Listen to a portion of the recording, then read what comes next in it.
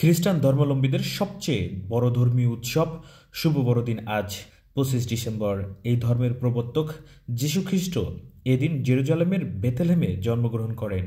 খ্রিস্টান ধর্মাবলম্বীরা এই দিনটিকে শুভ বড়দিন হিসেবে উদযাপন করে থাকেন।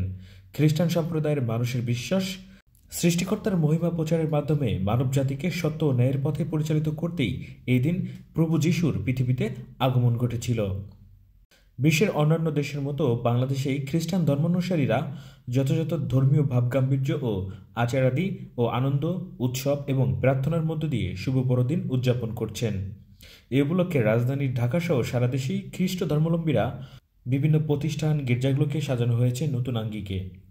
এছাড়া গতকাল সন্ধ্যা থেকে বিভিন্ন গির্জা এবং তারকা হোটেলগুলো ব্যবস্থা করা হয়েছে আলোকসজ্জার। পাশাপাশি মঙ্গলবার রাত 7টা থেকে প্রার্থনার মধ্য দিয়ে শুরু হয়েছে বড়দিনের আনুষ্ঠানিকতা।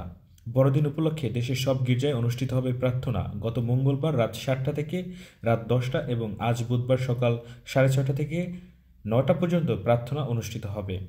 আনন্দ এবং উৎসবের আবহে ফরিদপুরে ব্যাপটিস্ট চার্চে আয়োজন করা হয়েছে বড়দিন।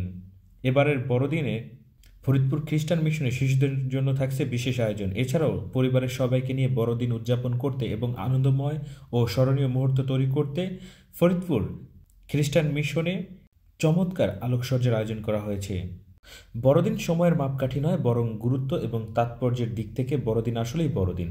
বড়দিনের মহত্ব মানবিকতা, পবিত্রতা, ঐক্য, ভালোবাসা, পারস্পরিক মিলন ও ভ্রাতৃত্বের এক অমলিন প্রেম উপাখ্যান।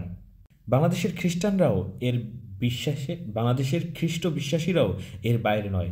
বাংলাদেশের খ্রিস্টানরাও নিজস্ব সংস্কৃতি, কৃষ্টি ও ঐতিহ্য অনুসারে ব্যাপকভাবে বৈশ্বিক ও আধ্যাত্মিক প্রস্তুতি নিয়ে থাকেন বড়দিনের মহামিলনের দিন।